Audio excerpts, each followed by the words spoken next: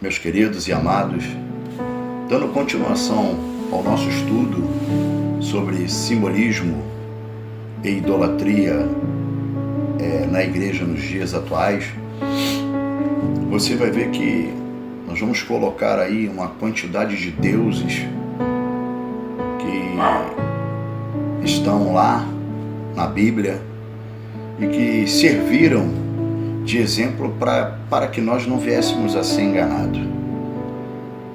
E você vai estar vendo essa listagem e aprendendo com ela e lendo os textos bíblicos e vendo que no passado se apresentaram vários deuses babilônicos, assírios, deuses moabitas, o deus dos filisteus, os deuses gregos, e vocês vão notar algo, que há uma semelhança nos dias atuais, até mesmo com a prática idólatra de algumas igrejas e algumas religiões.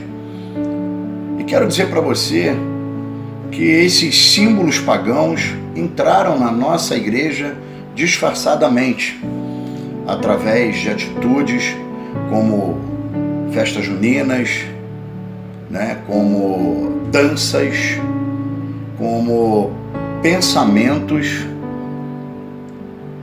e muitas outras coisas que nós podemos relacionar no caminhar deste estudo. Então você leia essa lista com carinho e veja e aprenda, porque hoje as nossas igrejas correm um grande perigo de serem enganadas. Eu não falo de templos religiosos, eu falo de nós, a Igreja de Cristo, sermos enganadas, porque na própria palavra diz que até os escolhidos, se não vigiassem, seriam enganados. Mateus capítulo 24, versículo 23, 24 diz assim: então, se alguém vos anunciar, vede aqui está o Cristo, ou ei-lo ali, não acrediteis, pois se levantarão falsos cristos e falsos profetas, e apresentarão grandes milagres e prodígios, para, se possível, iludir até mesmo os eleitos. Quero dizer para você, meus amados, que hoje nas nossas igrejas, já ouvi de muitos, que nós temos que fazer coisas para chamar a atenção das pessoas do mundo para entrar na nossa igreja. E eu sempre digo que quem tem que fazer a obra é o Espírito Santo, porque a Bíblia diz que quem convence o homem do pecado é o homem. Digo, meus irmãos, quem convence o homem do pecado não é o homem, mas é o Espírito de Deus. Em João capítulo 16, versículo 7 e 8, diz assim: todavia vos digo a verdade, que vos convém que eu vá, porque se eu não for, o Consolador não virá a vós, mas se eu for, enviar-vo-lo-ei, e quando ele vier, convencerá o mundo do pecado e da justiça e do juízo. E hoje, meus irmãos, nós vemos igrejas, religiões, querendo dar o jeitinho de atrair as pessoas ao Evangelho, enquanto verdadeiramente é através da pregação da palavra, que é Cristo Jesus, falar do seu nome, falar da sua justiça e do seu juízo, falar que o homem precisa se converter dos seus maus caminhos, é que vai trazer o homem a ter conhecimento do que é o bem e o mal, e o Espírito Santo atuar na vida dele e o convencendo de todo o seu pecado. E hoje se faz atrativos. Hoje é pessoas quebrando vasos e dizendo que quebrando aquele vaso tudo vai se resolver. É outro vendendo um tijolinho, o outro vendendo uma caneta, o outro vendendo um lencinho, o outro que pega e soa, né, passa o pano no seu suor e vende, o outro que diz que tem que passar a mão no pano porque Jesus vai operar um milagre através daquele pano. Meus amados, isso tudo é simbolismo. É pessoas entrevistando o diabo, é pessoas dizendo que o diabo usa até arma, 38, espingarda, canhão. Meus irmãos, a Bíblia não fala nada disso. A Bíblia fala que tudo o que pedides ao Pai, em nome de Jesus Cristo, Ele vos concederá. Mas depende também da vontade de Deus e do que Deus tem preparado para esse homem. Eu quero dizer para você, meu querido, que está ao alcance da nossa voz, que muitos estão sendo enganados. Pessoas criando ainda símbolos do passado, como a arca. E a Bíblia fala que a arca não deve nem ser mais usada como símbolo. Em Jeremias, capítulo 3, versículo 15 a 16, está escrito assim: E dar-vos-ei pastores segundo o meu coração, os quais vos apacentarão com ciência e com inteligência.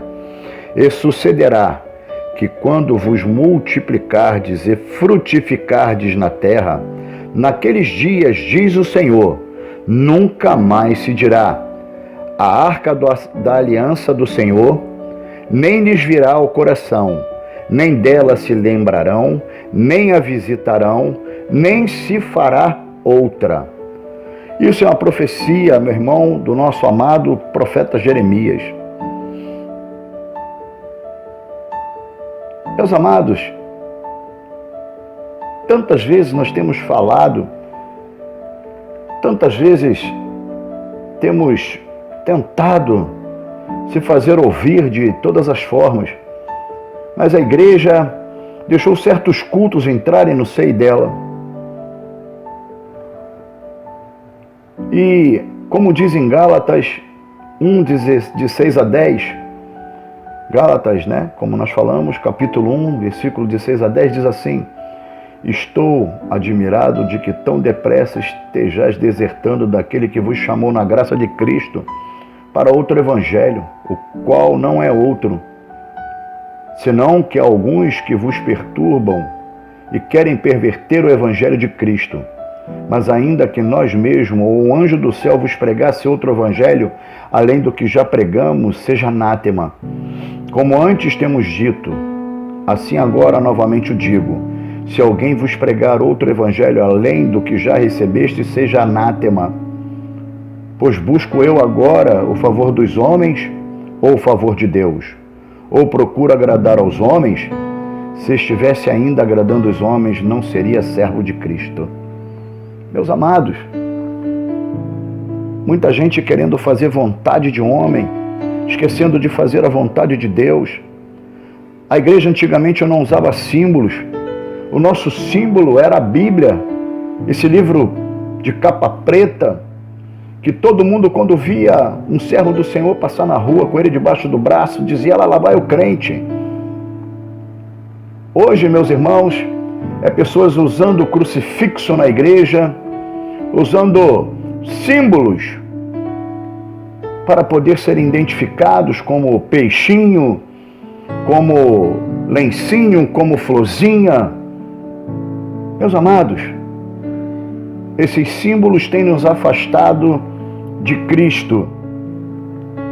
Esse símbolo tem nos afastado do evangelho verdadeiro.